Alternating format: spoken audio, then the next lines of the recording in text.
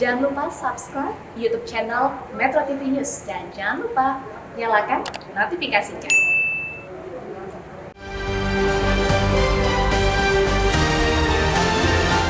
Omikron membayangi sekolah tatap muka.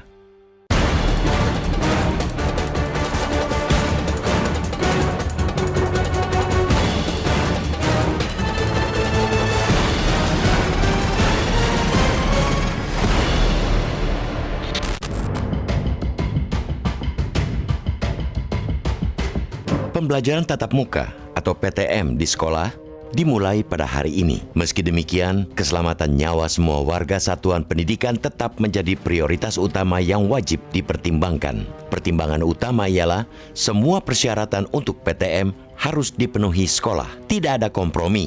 Jangan paksakan sekolah yang tidak memenuhi syarat untuk menyelenggarakan PTM. Semua persyaratan itu sudah tertera sangat terperinci dalam surat keputusan bersama 4 menteri pada 21 Desember 2021. Keempat menteri itu ialah Menteri Pendidikan, Kebudayaan, Riset dan Teknologi atau Mendikbudristek, Menteri Agama, Menteri Kesehatan, dan Menteri Dalam Negeri. Moral keputusan bersama itu ialah keselamatan warga satuan pendidikan merupakan hukum tertinggi. Berdasarkan keputusan bersama itu, satuan pendidikan yang berada pada daerah khusus berdasarkan kondisi geografis sesuai dengan keputusan Mendikbudristek nomor 160/P/2021 tentang daerah khusus berdasarkan kondisi geografis dapat melaksanakan pembelajaran tatap muka secara penuh dengan kapasitas peserta didik 100%. Ada 9.449 satuan pendidikan yang masuk kategori daerah khusus tersebut. Dengan demikian, PTM akan digelar serentak pada hari ini di 9.449 satuan pendidikan di Indonesia. PTM di wilayah PPKM level 1, 2 bisa dilaksanakan setiap hari. Ruang kelas terisi 100% dan durasi belajar paling lama 6 jam. Syaratnya ialah minimal 80% siswa dan tenaga pendidik serta 50% warga lansia di kabupaten kota sudah divaksinasi dosis 2. Patut diapresiasi persyaratan PTM yang dikaitkan dengan vaksinasi peserta didik, tenaga kependidikan, dan warga lansia. Dengan demikian, basis pertimbangan PTM ialah kekebalan komunitas. WHO menetapkan bahwa standar vaksin dalam membentuk kekebalan yang baik ialah memiliki nilai efikasi di atas 50%. Kendati demikian, sesuai SKB 4 Menteri, orang tua atau wali peserta didik dapat tetap memilih pembelajaran tatap muka terbatas atau pembelajaran jarak jauh bagi anaknya sampai semester gasal tahun ajaran 2021-2022 berakhir. Harus tegas dikatakan bahwa tanggung jawab atas keselamatan warga pendidikan itu sesungguhnya ada di tangan kepala daerah. Sesuai dengan ketentuan Undang-Undang Nomor 23 Tahun 2014 tentang Pemerintahan Daerah, urusan pendidikan usia dini sampai pendidikan dasar menjadi kewenangan pemerintah kabupaten kota, sedangkan urusan pendidikan menengah menjadi kewenangan pemerintah provinsi. Sudah sepatutnya para kepala daerah bertanggung jawab penuh atas penyelenggaraan PTM yang dimulai pada hari ini. Jangan sekali-kali melempar apalagi melepas tanggung jawab atas penyelenggaraan PTM. Pemprov DKI Jakarta misalnya sudah memutuskan untuk menggelar PTM terbatas setiap hari mulai hari ini. Jumlah peserta didik 100% dari kapasitas ruang kelas dengan lama belajar paling banyak 6 jam pelajaran per hari. Elok nian bila pelaksanaan PTM juga dievaluasi setiap hari. Bersamaan dengan itu, pihak sekolah perlu menjalin kerjasama dengan Dinas Kesehatan setempat untuk melacak kasus secara aktif di sekolah. Apalagi ada warga sekolah terindikasi terpapar COVID-19. Jangan segan-segan untuk menutup sekolah selama 3 hari dan pembelajaran dilaksanakan secara daring. Pelacakan kasus aktif sangat penting karena sudah ditemukan kasus transmisi lokal Omikron. Jangan sampai sekolah menjadi klaster baru penyebaran Omikron. Karena itu, kepatuhan terhadap protokol kesehatan di lingkungan sekolah mutlak dilakukan. Sekolah tatap muka yang dimulai pada hari ini diselenggarakan dalam bayang-bayang penyebaran Omikron. Karena itu, protokol kesehatan mutlak berjalan tegak lurus.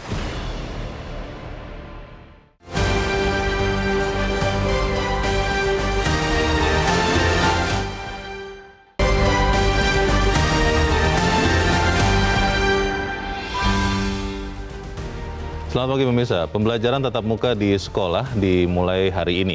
Meski demikian, keselamatan nyawa semua warga satuan pendidikan tetap menjadi prioritas utama yang wajib dipertimbangkan. Semua persyaratan untuk pembelajaran tatap muka atau PTM harus dipenuhi sekolah, tidak ada kompromi, dan jangan paksakan sekolah yang tidak memenuhi syarat untuk menyelenggarakan PTM. Patut diapresiasi persyaratan PTM yang dikaitkan dengan vaksinasi peserta didik, tenaga kependidikan, dan warga lansia, karena dengan demikian basis pertimbangan PTM adalah kekebalan komunitas. Pemirsa, inilah editorial Media Indonesia di hari ini, Senin 3 Januari 2022, dengan tema Omikron Membayangi Sekolah Tatap Muka bersama saya Leonard Samosir. Dan pemirsa, editorial Media Indonesia ini juga dapat Anda simak melalui MG Radio Network di frekuensi 94,7 FM di kawasan Jakarta dan sekitarnya. Para pendengar bisa juga berpartisipasi dan berinteraksi dalam editorial Media Indonesia. Dan Anda bisa menyatakan pendapat Anda lewat telepon 021 583 99 100. Dan pemirsa, pagi ini telah hadir bersama saya di studio Metro TV anggota Dewan Redaksi Media Group Eko Ramawanto. Mas Eko, selamat pagi. Selamat pagi, Leo. Sehat-sehat, Mas? Sehat-sehat, alhamdulillah. Sudah bersemangat menyambut sekolah tatap muka ini. Dengar-dengar hari ini 100% ya? Betul, iya, untuk level 1 semua 100%, termasuk yang di DKI sekarang sudah mulai. Oke, kita akan bahas itu, tapi sebelumnya Mas Eko dan pemirsa, kita lihat dulu beberapa berita yang menjadi fokus Media Indonesia. Yang pertama, ini adalah headline Media Indonesia untuk hari ini, Anda bisa lihat di harian Anda. Stop peralat agama sebagai senjata politik. Ya. Ini dikatakan oleh Gus Yahya ya? Betul, ya. Maksudnya apa ini, Mas Eko? Ya, kalau kita melihat di pergelaran pilkada, kemudian pilpres, hal-hal semacam ini kan sering dilakukan. Ya. Untuk menggait pemilih suara. Jadi saya kira ke depan sudah tidak perlu lagi hal semacam ini, pilkada, pilpres. Itu kan sebetulnya gagasan saja, visi misi yang kemudian digali, kemudian dilontarkan agar pemilih itu memilih pemilih yang menurut dia yang paling baik. Jangan menjual agama, identitas politik, itu hal-hal yang nggak perlu lagi diulang lagi. Nah, ini yang kemudian ditawarkan oleh Gus Yahya. Saya kira kita patut berharap juga kepada Ketua PBNU ini, karena dia juga sudah menjanjikan untuk menarik diri dari politik. Dia mau menjalonkan menjadi calon presiden, wakil presiden, bahkan dia sudah meminta untuk anggota PBNU untuk tidak masuk dalam kompetisi politik. Ini hal-hal yang bagus yang ditawarkan oleh Gus Yahya. Baik, kita tunggu nanti sama-sama bagaimana kita sama-sama mengawal supaya agama tidak dijadikan selama ini mungkin alat begitu ya, untuk berpolitik praktis. Kita tinggalkan berita itu, kita ke berita selanjutnya, masih dari halaman 1, halaman muka di harian Anda. Ini ada berita, Mas Eko, Presiden perpanjang status pandemi. Beberapa teman saya bertanya, kenapa harus diperpanjang, lalu efeknya apa sih? Apakah misalnya kalau tidak diperpanjang pernyataannya, ini kan lewat Kepres ya? Betul, ya. Apa akibatnya? Ya, saya kira kalau kita melihat pandemi belum berakhir, bahkan sekarang masuk Omikron, ada beberapa kasus yang sudah mulai terjadi, bahkan kemarin di Surabaya kita melihat transmisi lokal sudah ada 2 orang, artinya sudah penularannya sudah mulai ada di penduduk lokal, bukan hanya kita dari luar saja. Pandemi juga masih panjang, kita belum tahu sampai kapan berakhir. Nah, ini perlu adanya semacam aturan ya dari Presiden yang kemudian dituangkan dalam keputusan Presiden. Nah, tentu ini menjadi dasar hukum, Leo. Untuk menghadapi tantangan di 2022, jangan sampai kemudian langkah-langkah yang sudah diambil, khususnya keuangan negara, kemudian menghadapi ancaman perekonomian dan stabilitas sistem keuangan dan lain-lain, itu akan menjadi hal yang dipermasalahkan kalau kemudian tidak ada Kepres ini. Ya, jadi memang ini dasar hukum untuk semua pengambilan keputusan baik di pusat maupun daerah, begitu ya, Mas Eko ya? Gitu. Supaya kemudian tepat sasaran dan memang pemerintah punya legitimasi untuk melakukan tindakan-tindakannya. Kita ke berita selanjutnya dari halaman 2, halaman dalam harian Anda, pemirsa. Dikatakan ini, Mas Eko, fundament ekonomi masih sangat baik. Ini maksudnya fundamental ekonomi Indonesia ya? Betul, ya. Dilihat dari apanya ini, Mas Eko?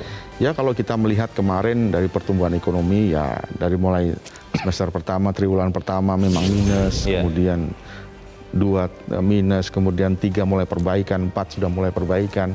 Artinya ada progres ke depan, Indonesia akan mulai tumbuh kembali. Nah, kalau kita melihat ini, kita lihat di laporan juga dari Bank Dunia ya, saat ini Indonesia memiliki kebijakan fiskal yang prudent, yang artinya sudah dalam tepat sasaran, on the track lah kira-kira begitu. Jadi ini reformasi struktural juga dilakukan secara masif, sehingga ini menarik investor, meskipun kita tahu Cipta Kerja kemarin direvisi dengan MK, tapi hal-hal seperti itu tidak mengganggu atau mungkin membuat pemerintah untuk berdiam diri saja. Saya kira hal-hal yang lain, misalkan kembalinya indeks saham menjadi sesuatu yang sangat positif. Bang Leo udah tahu sendirilah kalau pakarnya. Jadi hal-hal semacam itu mungkin menjadi fundamental ekonomi kita yang lebih baik di tahun 2022. Baik. Kita harapkan bahwa pertumbuhan ataupun semua indikator ekonomi yang baik ini benar-benar berkualitas, karena itu yang menjadi masalah katanya Mas Eko. Ketika pertumbuhan ekonomi kita masih positif, tapi bagaimana itu bisa menghilangkan kesenjangan katanya gitu antara yang kaya dan miskin, dan juga bagaimana kualitas pertumbuhan manusia. Kualitas pertumbuhan manusia itu yang menjadi salah satu dasar kenapa kemudian pembelajaran tatap muka ini akan kita bahas dalam editorial Mas Eko dan pemirsa, dicoba untuk dilakukan 100%. Betul. Omikron membayangi sekolah tatap muka, itu yang akan kita bahas. Pertanyaannya adalah Mas Eko, apakah benar bahwa keselamatan itu tetap menjadi hukum tertinggi, bukan yang lain? Ya, jadi itu pasti. Saya setuju dengan keselamatan itu menjadi yang utama. Tapi begini, kalau kita melihat dari 2021 sampai menjelang akhir ini, perubahan perilaku itu masih belum maksimal dilakukan oleh di Indonesia. Perilaku soal COVID maksudnya? Betul, iya. Kalau kita melihat mungkin di kota-kota besar, itu orang sudah prokesnya sudah mulai membaik ya. Tapi kalau kita melihat di kabupaten, di daerah-daerah yang lain, orang menggunakan masker aja di dagu gini ya. Jadi kalau itu yang dilakukan, pasti akan sangat terganggu nanti sekolah. Berbahaya sekali. Ketika Anda sekolah, misalkan SD mungkin bisa ada gurunya ya, yang bisa terus-menerus mengawasi. Tapi kalau SMA itu kadang-kadang suka bandel. Jadi mereka sudah tidak mau diatur ya. Betul ya. Jadi memakai maskernya di dagu, kemudian cuci tangannya juga nggak tersedia mungkin. Kalaupun tersedia minimal, mungkin hal yang itu yang perlu digarisbawahi ketika sekolah mulai tatap muka 100%. Ya, masalahnya adalah di sebagian sekolah katanya Mas Eko, itu pembelajaran online atau daring itu benar-benar tidak berjalan, dan itulah yang membuat kekhawatiran bahwa ada generasi yang akan hilang karena pendidikannya kurang. Tapi apa benar demikian, itu yang akan kita bahas ya Mas Eko dan pemirsa. Inilah editorial Media Indonesia untuk hari ini, Senin 3 Januari 2022. Omikron membayangi sekolah tatap muka.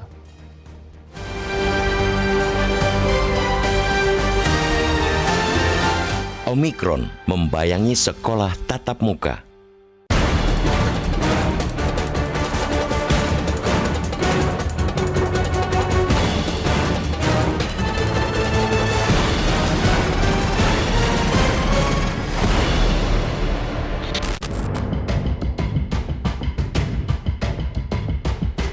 Pembelajaran tatap muka atau PTM di sekolah dimulai pada hari ini. Meski demikian, keselamatan nyawa semua warga satuan pendidikan tetap menjadi prioritas utama yang wajib dipertimbangkan. Pertimbangan utama ialah semua persyaratan untuk PTM harus dipenuhi sekolah. Tidak ada kompromi. Jangan paksakan sekolah yang tidak memenuhi syarat untuk menyelenggarakan PTM. Semua persyaratan itu sudah tertera sangat terperinci dalam surat keputusan bersama 4 menteri pada 21 Desember 2021. Keempat menteri itu ialah Menteri Pendidikan, Kebudayaan, Riset dan Teknologi atau Mendikbudristek, Menteri Agama, Menteri Kesehatan, dan Menteri Dalam Negeri. Moral keputusan bersama itu ialah keselamatan warga satuan pendidikan merupakan hukum tertinggi. Berdasarkan keputusan bersama itu, satuan pendidikan yang berada pada daerah khusus berdasarkan kondisi geografis sesuai dengan keputusan Mendikbudristek nomor 160/P/2021 tentang daerah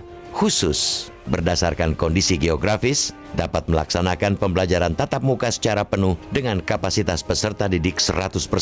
Ada 9.449 satuan pendidikan yang masuk kategori daerah khusus tersebut. Dengan demikian, PTM akan digelar serentak pada hari ini di 9.449 satuan pendidikan di Indonesia. PTM di wilayah PPKM level 1, 2 bisa dilaksanakan setiap hari, ruang kelas terisi 100% dan durasi belajar paling lama 6 jam. Syaratnya ialah minimal 80% siswa dan tenaga pendidik serta 50% warga lansia di kabupaten kota sudah divaksinasi dosis 2. Patut diapresiasi persyaratan PTM yang dikaitkan dengan vaksinasi peserta didik, tenaga kependidikan, dan warga lansia. Dengan demikian, basis pertimbangan PTM ialah kekebalan komunitas. WHO menetapkan bahwa standar vaksin dalam membentuk kekebalan yang baik ialah memiliki nilai efikasi di atas 50%. Kendati demikian, sesuai SKB 4 Menteri, orang tua atau wali peserta didik dapat tetap memilih pembelajaran tatap muka terbatas atau pembelajaran jarak jauh bagi anaknya sampai semester gasal tahun ajaran 2021-2022 berakhir. Harus tegas dikatakan bahwa tanggung jawab atas keselamatan warga pendidikan itu sesungguhnya ada di tangan kepala daerah. Sesuai dengan ketentuan Undang-Undang Nomor 23 Tahun 2014 tentang pemerintahan daerah, urusan pendidikan usia dini sampai pendidikan dasar menjadi kewenangan pemerintah kabupaten kota, sedangkan urusan pendidikan menengah menjadi kewenangan pemerintah provinsi. Sudah sepatutnya para kepala daerah bertanggung jawab penuh atas penyelenggaraan PTM yang dimulai pada hari ini. Jangan sekali-kali melempar apalagi melepas tanggung jawab atas penyelenggaraan PTM. Pemprov DKI Jakarta misalnya sudah memutuskan untuk menggelar PTM terbatas setiap hari. Mulai hari ini, jumlah peserta didik 100% dari kapasitas ruang kelas dengan lama belajar paling banyak 6 jam pelajaran per hari. Elok nian bila pelaksanaan PTM juga dievaluasi setiap hari. Bersamaan dengan itu, pihak sekolah perlu menjalin kerjasama dengan Dinas Kesehatan setempat untuk melacak kasus secara aktif di sekolah. Apalagi ada warga sekolah terindikasi terpapar COVID-19. Jangan segan-segan untuk menutup sekolah selama 3 hari dan pembelajaran dilaksanakan secara daring. Pelacakan kasus aktif sangat penting karena sudah ditemukan kasus transmisi lokal Omikron. Jangan sampai sekolah menjadi klaster baru penyebaran Omikron. Karena itu, kepatuhan terhadap protokol kesehatan di lingkungan sekolah mutlak dilakukan. Sekolah tatap muka yang dimulai pada hari ini diselenggarakan dalam bayang-bayang penyebaran Omikron. Karena itu, protokol kesehatan mutlak berjalan tegak lurus.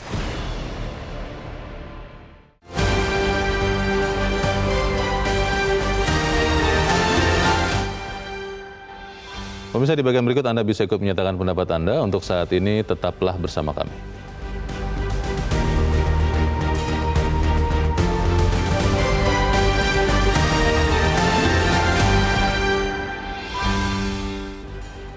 Terima kasih pemirsa, Anda masih bersama kami. Dan Mas Eko, sebelum kita berdiskusi, Mas, kita saat ini sudah tersambung. Kita mau berdiskusi dulu lewat saluran telepon dengan Komisioner KPAI, Retno Listiarti. Mbak Retno, selamat pagi. Selamat pagi. Ya, Mbak Retno, kita melihat bahwa untuk daerah yang PPKM level 1 hari ini akan 100% mulai pembelajaran tatap muka, semuanya datang ke sekolah. Itu sebetulnya akan tetap menjaga jarak atau seperti apa KPAI melihatnya, Mbak? Ya, kita sebenarnya sedang juga melihat bagaimana daerah kemudian mengartikan SKB 4 Menteri yang baru saja direlaksasi ini ya. Kalau kami melihat sih tadinya kami berpikir bahwa ini dibuka 100% tapi kapasitasnya tetap 50% di dalam ruang-ruang kelas sehingga terjadi jaga jarak gitu. Tapi ternyata ketika kita pelajari detail SKB yang direlaksasi terakhir ini, loh kok enggak gitu. Jadi itu menggunakan dasarnya PPKM gitu kan. Jadi kalau PPKM level 1 sudah divaksin, lalu 100%, lansianya berapa persen di daerah itu. Jadi ada ketentuan semacam itu. Kalau menurut kami sih, kalau berdasarkan hasil pengawasan kami di 72 sekolah ya, sepanjang 2021 tuh kami sudah datang ke 72 sekolah di 18 kabupaten kota pada 9 provinsi. Nah, di situ terlihat bahwa satu, kami menemukan bahwa sekolah-sekolah tuh ada yang pernah jadi klaster, kemudian juga tidak jadi klaster, tapi ada warga sekolah yang ditemukan positif ketika ada tes acak. Jadi 3T dilakukan, nah testing ini kemudian menemukan anak-anak yang positif walaupun dia tanpa gejala. Nah, ternyata anak-anak ini tuh masuk sekolah, jadi anak yang tidak enak badan itu masuk. Itu menjadi akhirnya jadi pintu penularan. Yang kedua adalah ketidakpatuhan terhadap prokes. Jadi misalnya masker taruh di dagu, taruh di hidung gitu ya, atau bahkan nggak pakai masker gitu. Itu terjadi di dalam pengawasan kami. Yang ketiga, kami melihat ketika kami tanya anak-anak yang kemudian secara tes acak itu ternyata positif, apakah sudah divaksin? Rata-rata belum divaksin. Jadi tingkat vaksinasi pun masih rendah gitu. Nah, apalagi di level SD ya. Kalau SD ini kan TK misalnya 6 sampai 11 tahun. Menurut kami kan ini baru baru satu kali dosis vaksin. Mestinya mereka ini tidak disuruh masuk 100% menurut kami. Jadi mestinya ya 50% juga gitu. Yang kedua kalau usia 12 sampai 17 tahun, memang kan udah mulai dari Juli ya vaksinasinya. Maka kemungkinan besar mereka sudah memenuhi yang dua kali dosis. Nah itu bolehlah gitu ya. Mereka masuk misalnya 100%. Dan itu pun harus dipastikan gitu bahwa di daerah itu Omikron juga tidak terjadi kasus gitu. Nah itu hal yang menurut saya mesti diperhatikan. Ini kan dikatakan bahwa setiap sekolah itu tanggung jawab kepala daerah untuk memantau kesiapan PTM, lalu ambil tindakan cepat kalau ada penularan COVID di sekolah. Sejauh ini KPAI melihat kepala daerah umumnya lah, itu siap atau tidak, atau serius atau tidak menyiapkan PTM 100% ini Mbak Retno? Ya kalau yang 100% saya rasa belum ya, mereka juga banyak yang kaget sih ya. Misalnya kalau saya dari percakapan dengan kepala-kepala dinas tuh agak kaget juga gitu kalau harus 100%. Karena kalau mereka ngebuka aturannya bukan dari pusat. Kan baru. Betul, dan baru minggu lalu kan direlaksasi sebelum tahun baru kan. Jadi betul-betul baru. Makanya banyak yang belum paham juga. Misalnya gini, mereka mungkin dinas pendidikan punya data, misalnya anak-anaknya sudah divaksin. Tapi mereka kan nggak punya data lansia yang udah divaksin, kan gitu. Nah ini kan artinya memang butuh duduk bareng nih pemerintah daerahnya. Karena jumlah lansia yang divaksin itu juga jadi syarat di dalam pembelajaran tatap muka ini gitu. Nah yang kedua adalah ini kalau tadi kan sebelumnya tidak semua sekolah dibuka, nah sekarang 100%. Nah berarti kan harus dipastikan bagaimana dengan sekolah yang nggak mampu menyiapkan infrastruktur. Ini gimana? Kan harus ditengok nih oleh tim gugus tugas COVID daerah misalnya gitu. Jadi menurut saya mestinya ada persiapan, nggak dadakan seperti sekarang juga gitu ya. Karena ini bahaya ya Omikron udah masuk. Mbak Retno, ini kan sudah diputuskan dan mulai berlaku hari ini ya. Bagaimana ya supaya kemudian benar-benar kita mendukung pendidikan tapi semua peserta khususnya mungkin murid itu tetap sehat ya. Bagaimana Mbak Retno? Ya. Ini memang yang buka sekolah, maksudnya PTM hari ini memang tidak semua daerah ya, DKI kan salah satu. Tapi banyak daerah sebenarnya baru minggu depan, tanggal 10. Nah yang kedua adalah kalau menurut kami waktu yang seminggu ini harus memastikan duduk bareng nih setiap OPD terkait di daerah gitu. Jadi pastikan dulu dan mereka harus berani ngambil keputusan kalaupun disuruh 100%. Tapi ternyata nggak siap, dia jangan buka 100%. Itu juga penting karena anak-anak usia 6 sampai 11 tahun ini kan kelompok umur yang yang perilakunya sulit dikontrol. Begitu kalau belum divaksin misalnya itu juga beresiko karena tiap daerah ini berdasarkan pengawasan kami di usia 12-17 tahun saja pemerataan vaksinasinya itu juga masih lemah. Jadi 80% responden kami di survei bersedia divaksin, tapi vaksinnya nggak ada di daerah mereka gitu. Mbak Retno, dikatakan juga bahwa orang tua tetap punya hak untuk mengirim anaknya atau tidak ke PTM ini. Itu diperhatikan benar-benar ditaati sekolah atau bagaimana pandangan KPAI? Sayang sekali kita terputus, tapi kita berterima kasih kepada Komisioner KPAI Retno Listiarti yang menjelaskan banyak hal kepada kita. Mas Eko, sudah banyak yang disampaikan barusan. Tapi pertanyaannya begini Mas, karena di satu sisi katanya banyak daerah yang anak-anaknya itu tidak bersekolah selama ini. Iya. Ada sekolah-sekolah yang tidak punya fasilitas, gurunya juga tidak punya kemampuan. Iya. Itu hanya di hari Senin diberikan tugas, lalu selama 1 pekan itu katanya benar-benar anak harus belajar sendiri. Dan ini yang dikhawatirkan ada generasi yang hilang. Betul. Tapi kan kalau kita melihat bahwa tadi Mbak Retno katakan banyak kepala dinas yang juga terkaget-kaget karena mengetahui ada aturan sudah bisa 100%. Ya. Ini bagaimana? Ya memang ini sangat membingungkan dan saya kira harus memang duduk bareng. Persiapan ini kan mepet sekali. Sebelum tahun baru aturan dibuat, kemudian dikeluarkan, kemudian kepala daerah harus cepat menyesuaikan. Kalau mereka di level PPKM-nya level 1 kan sudah harus mulai ini sekarang pembelajaran. Betul. Nah, ini kan yang saya terkait lansia menurut saya yang agak rancu ya. Ini lansia 50% yang sudah divaksin ini kan harus tahu juga ini sekolah yang bersangkutan. Betul nggak di daerah situ lansianya sudah 50%? Ini kan harus dinas kependidikan di daerah situ, kemudian Satgas, Kemenkes dan pemerintah daerah duduk bareng untuk membenarkan itu. Kalau tidak kan aturan itu harus berarti dilanggar. Kemudian terkait dengan vaksinasi juga. Kalau kita lihat umur 6 sampai 12 tahun itu kan baru sedikit sekali Leo yang melakukan vaksinasi. Dan yang kalaupun sudah baru 1 dosis pasti. Betul, 1 dosis. Itu harus menjadi catatan juga kepada pemerintah daerah.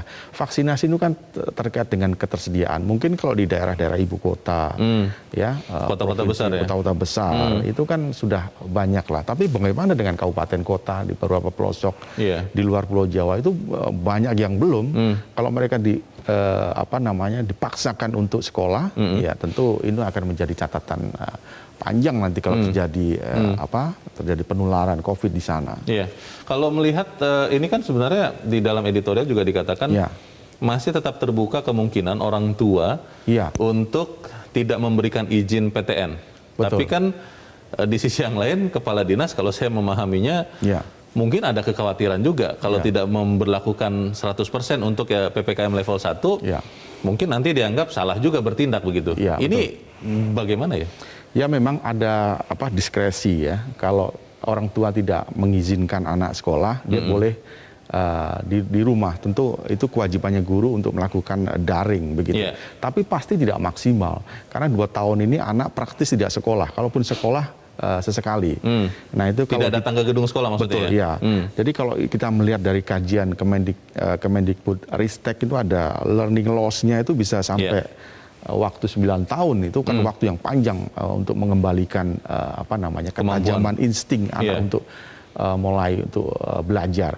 Jadi memang ini ironi. Di satu sisi kita memang harus segera anak-anak bersekolah kembali, adaptasi dengan sekolah, bergaul dengan teman-temannya, kemudian mendapat pelajaran yang lebih intens dari guru-gurunya. Tapi di sisi lain kita harus juga mentaati prokes di sana.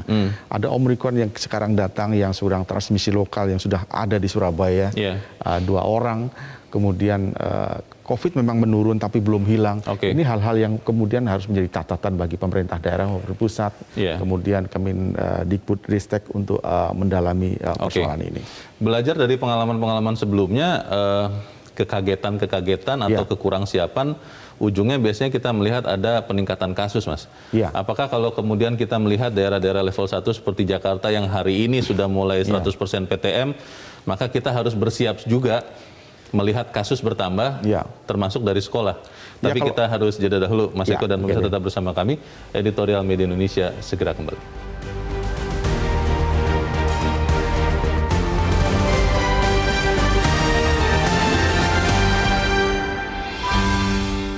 Terima kasih pemirsa, Anda masih bersama kami di Editorial Media Indonesia. Mas Eko, sebelum Mas Eko menjawab pertanyaan saya sebelum jeda, kita akan mendengarkan dulu Mas pendapat dari para pemirsa Metro TV. Kita saat ini sudah terhubung dengan pemirsa Metro TV di Curup, Bengkulu, ada Pak Edward. Pak Edward, selamat pagi Pak.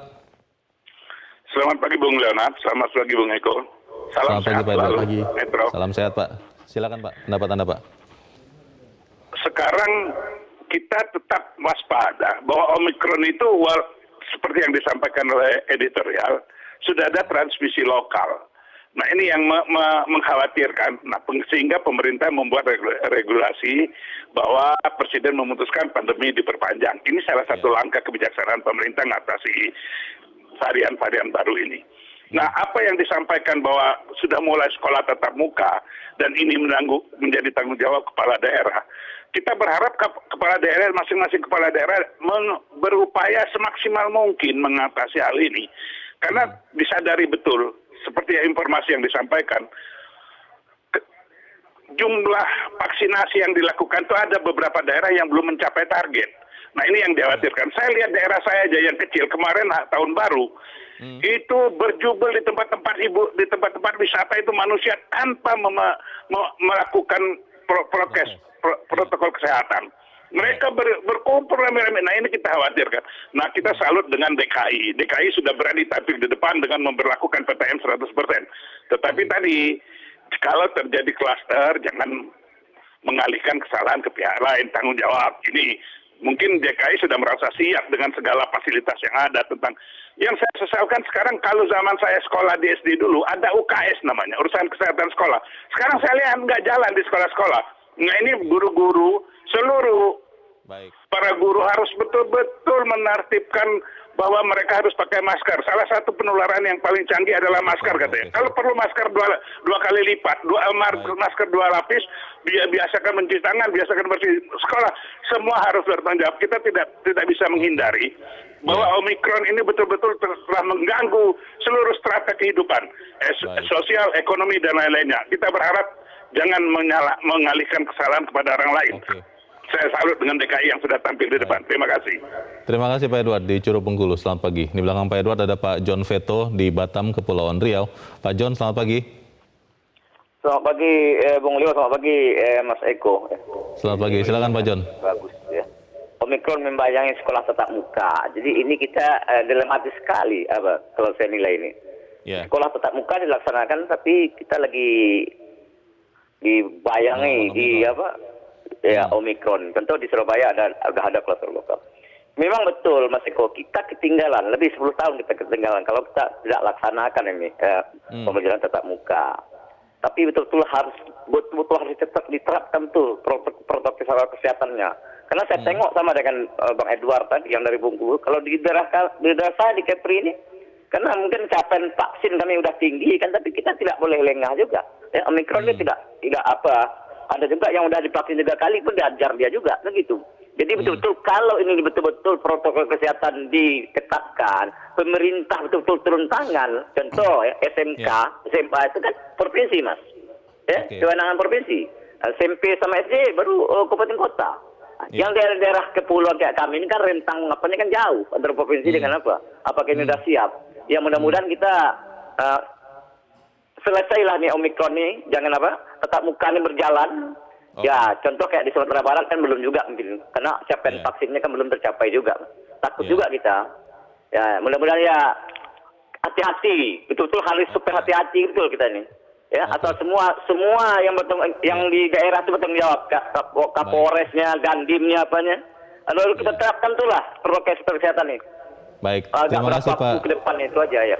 Oke, terima kasih Pak John Veto di Batam, Kepulauan Riau. Selamat pagi. Di belakang Pak John ada Pak Yunus Luat di Tanjung Selor, Kalimantan Utara. Pak Yunus, selamat pagi. Selamat pagi. Salam sehat selalu untuk seluruh warga NKRI tercinta. Selamat tahun baru. Tuhan memberkati. Selamat tahun baru. Silakan Pak Yunus, singkat padat saja Pak. Silakan. Ya. Pembelajaran terbatas, pembelajaran tatap muka terbatas kembali digelar seluruh Indonesia 3 Januari 2022. Saya kira kita tidak bisa persalahkan Kementerian Pendidikan dan Kebudayaan Ristek RI. Tapi ini karena sudah direncanakan jauh sebelum. Kemudian kita memang melihat bahwa kondisi virus agak menurun. Nah, tetapi bagaimanapun pada saat ada informasi Omikron ini berkembang di Indonesia sesuai dengan pengumuman dari Menteri Kesehatan Bapak Budi Gunadi Sadikin yang telah diumumkan pada tanggal 16 Desember 2021. Maka kami mohon izin dari daerah Pak, mau sampaikan syarat pembelajaran tatap muka terbatas ini harus ada satu SK bersama 4 menteri dari Kementerian Pendidikan, kemudian Kementerian Dalam Negeri, Kementerian Kesehatan, dan Kementerian Agama. supaya kita tetap menyelamatkan anak-anak kita, mengantisipasi terjadinya Omikron. Kita harus mengedepankan prinsip salus populi suprema lex esto, bahwa hukum tertinggi bagi suatu negara adalah keselamatan rakyatnya, apalagi anak-anak kita, remaja kita, generasi muda kita. Kita harus siapkan aset negara 2045 mendatang menjadi aset terbaik Indonesia tercinta. Terima kasih, mudah-mudahan Omikron ini segera lenyap musnah, habis tak tersisa di bumi NKRI tercinta. Terima kasih Pak Yunus Luat di Tanjung Selor, Kalimantan Utara. Selamat pagi. Di belakang Pak Yunus ada Pak Bion di Mataram, Nusa Tenggara Barat. Pak Bion, selamat pagi. Selamat pagi Mas Leo, makanya, dan selamat pagi Metro. Selamat pagi Pak Bion. Bagaimana Pak pendapat Anda Pak? Singkat padat saja Pak. Baik Mas Leo. Jadi kita tetap ingatkan bahwa kita bicara bangsa dan rakyat Mas Leo. Jadi WHO, World Health Organization, sudah warning masyarakat dunia bahwa Omikron ini berbahaya bagi penduduk dunia. Persoalannya adalah ketika anak negeri ini sekarang membuka ruang untuk proses belajar mengajar, kita di daerah terutama ingin melihat political will pemerintah daerah dan dinas instansi terkait untuk melakukan tertijab kepada sekolah-sekolah dalam rangka mengevaluasi terhadap bahaya Omikron ini. Itu satu. Lalu yang kedua, saya setuju bahwa regulasi 4 kementerian ini menjadi menarik, tapi jangan hanya di atas kertas. Menteri pun harus segera turun ke seluruh daerah untuk mengecek keberadaan Omikron ini. Nah, konsepsi kita bahwa protokol kesehatan ini harus kita perkencang, baik itu maskernya, vaksinnya, dan lainnya. Nah, sehingga dalam memperketat juga eksistensi negara-negara dunia internasional yang masuk ke negara kita, sehingga vaksin Omikron ini tidak menjadi berbahaya bagi umat Indonesia. Nah, lalu yang ketiga, Mas Leo, adalah bagi katakanlah analisis kesehatan, pakar kesehatan, kedokteran untuk segera mengkaji apakah Omikron ini lebih berbahaya dari COVID yang terdahulu. Nah, sehingga ada solusi yang katakanlah bom yang luar biasa untuk kita bisa memberikan kesehatan kepada rakyat. Terima kasih Pak Bion di Mataram, Nusa Tenggara Barat untuk pendapat Anda. Selamat pagi Pak. Para pemirsa tetap khawatir ini kalau saya lihat Mas Eko. Dan itu kembali ke pertanyaan saya sebelum jeda. Apakah dengan kondisi seperti Jakarta hari ini dan sekian daerah yang PPKM level 1 memberlakukan PTM 100%, benar-benar tetap mendahulukan, memprioritaskan keselamatan? Karena di sisi yang lain kan kepala-kepala dinas merasa, wah ini instruksi dari menteri ini harus dilaksanakan. Bagaimana? Keselamatan siswa pasti menjadi tujuan utama dari tatap muka ini. Kalaupun nanti kemudian terjadi ada klaster di situ, sekolah harus ditutup. Jadi misalkan 3-5 hari ditutup sementara, kemudian di tracking.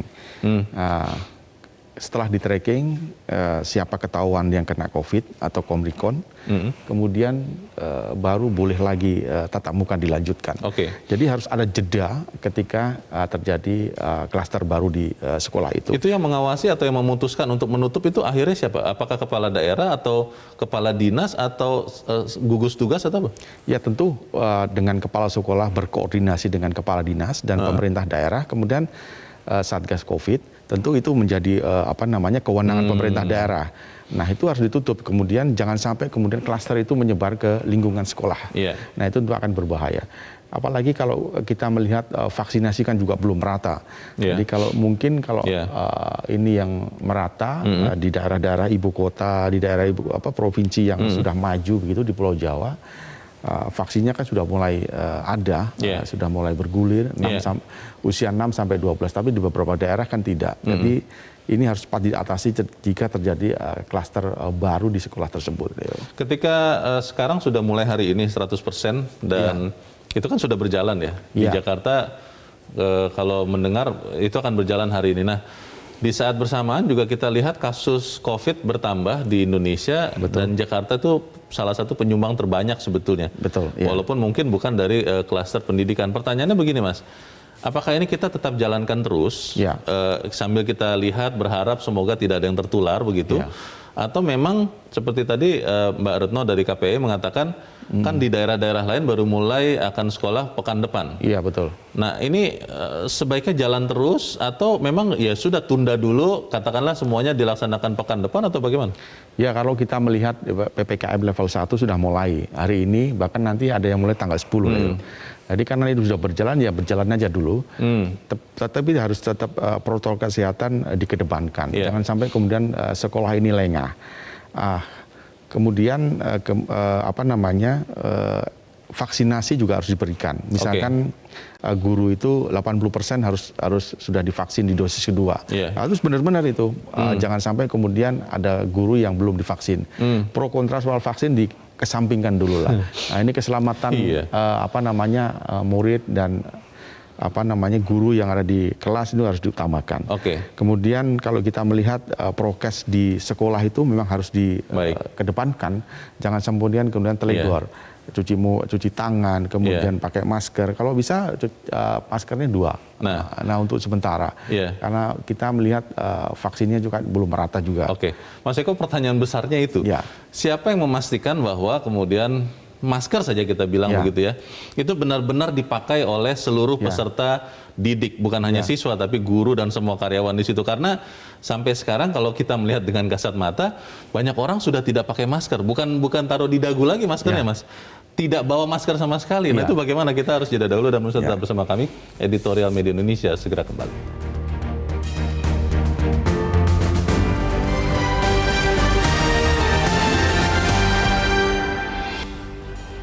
Terima kasih Anda masih bersama kami dan kita di bagian akhir dari diskusi kita pagi ini. Mas Eko, tentunya kita percaya bahwa setiap pemerintah daerah itu bekerja sungguh-sungguh karena angka COVID begitu rendah sekarang saja itu sebenarnya bagian dari tugas mereka. Tapi pertanyaannya kembali ke soal pembelajaran tatap muka yang di PPKM level 1 itu sudah akan 100%.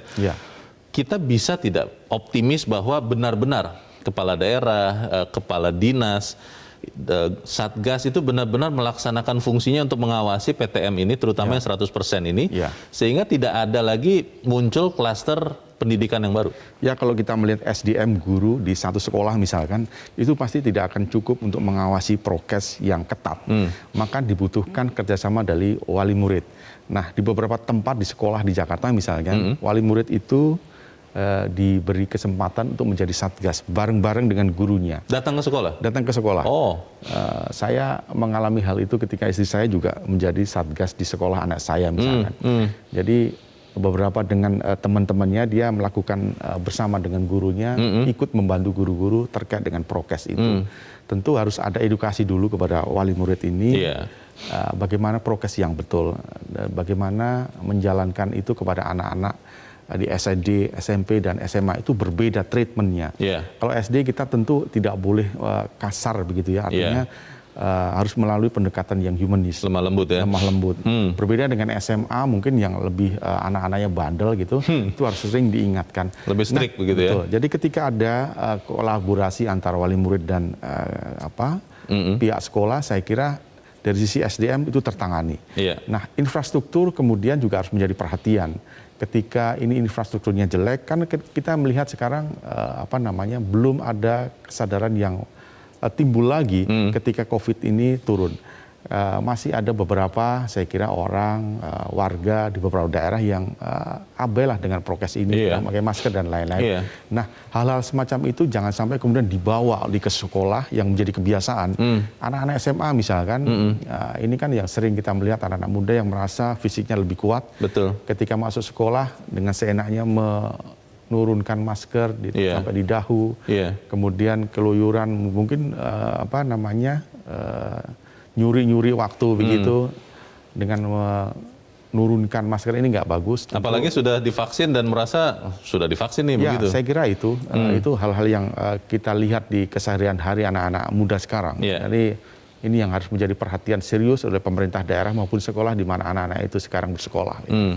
Kalau melihat 100% sudah mulai hari ini Jakarta dan daerah-daerah PPKM level 1 yang lain, Mas Eko, itu bisa tidak kemudian kita berharap benar-benar diawasinya itu hari per hari begitu? Karena mungkin ya ketika sekarang kita sedang rame-rame membicarakan hari ini, mungkin sampai besok begitu, benar-benar semua orang 100% melihat.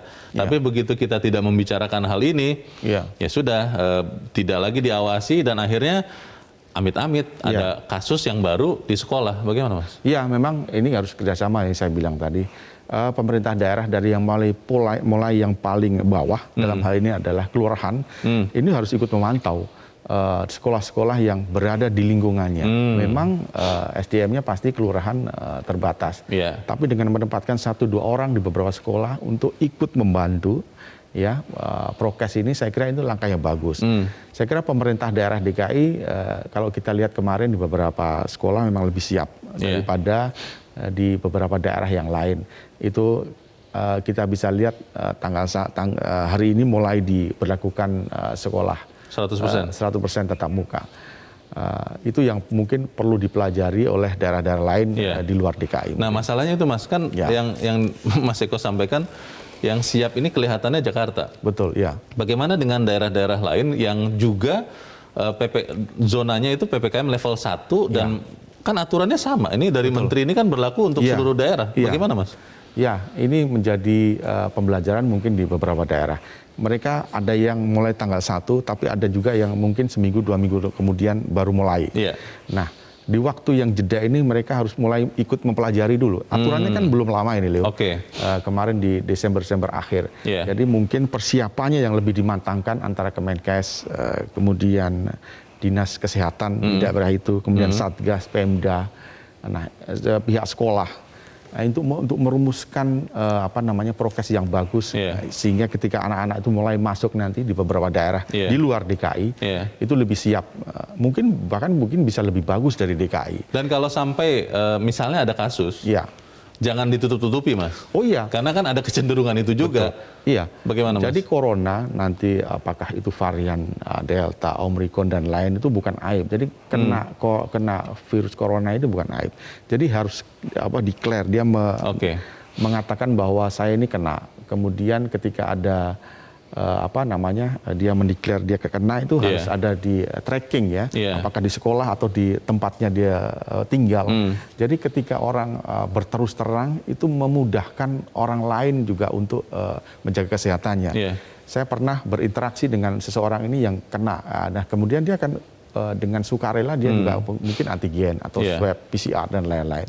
Itu akan menjaga. Jadi intinya adalah kita saling menjaga, keluarga kita juga menjaga teman-teman kita, warga kita dan teman-teman sekolahnya. Nah, ini jangan sampai kemudian ini yang sudah baik, niat baik dari pemerintah, kemudian kita tidak abai dengan lingkungan sekitar terkait dengan prokes itu menyebabkan timbulnya klaster baru. Sosialisasi juga mungkin harus dimasifkan juga ya. Tadi kalau kita ingat perbincangan dengan Mbak Retno, Mas Eko, itu masih banyak yang masih belum paham persis bagaimana pelaksanaannya. Kepala Dinas Pendidikan mungkin tidak bisa mengakses data jumlah lansia yang sudah divaksin di daerahnya, begitu kan? Betul, bagaimana, Mas? Ya, kalau kita lihat tadi komentar dari Mbak Retno dari KPAI, saya mencatat tuh ada 72 sekolah, 18 kabupaten dan kota, dan 9 provinsi yang diteliti oleh KPAI. Tidak semua pemerintah daerah itu siap. Kalaupun siap tuh ya memang mayoritas siap, tapi ada beberapa yang tidak. Nah, yang tidak ini harus segera mulai beradaptasi. Saya kira waktunya masih ada. Seminggu, 2 minggu ini, selain DKI, kalau DKI mulai hari ini, yang lain mungkin menyusul. Nah, ini yang harus segera dikejar. Jangan sampai kemudian tidak siap, sekolah sudah dimulai, ada orang yang terkena, kemudian menyebar kemana-mana, tentu akan merepotkan lebih jauh. Baik, kita juga bantu pantau sama-sama ya, supaya kemudian sekolah bisa berjalan. Tapi yang paling penting semua peserta didik tetap sehat. Mas Eko Ramawanto, terima kasih sudah hadir di tempat ini. Selamat pagi, Mas. Selamat pagi. Pemirsa, pelacakan kasus aktif COVID sangat penting karena sudah ditemukan kasus transmisi lokal varian Omicron. Jangan sampai sekolah menjadi klaster baru penyebaran varian Omicron. Karena itu kepatuhan terhadap protokol kesehatan di lingkungan sekolah harus dilakukan. Sekolah tatap muka yang dimulai hari ini diselenggarakan dalam bayang-bayang penyebaran Omicron. Karena itu protokol kesehatan harus berjalan tegak lurus. Kami selalu ingatkan Anda pemirsa untuk tetap pakai masker Anda, patuhi protokol kesehatan, dan kalau tidak perlu, tidak usah kemana-mana. Saya Leonard Samosir, terima kasih Anda sudah menyaksikan. Selamat pagi.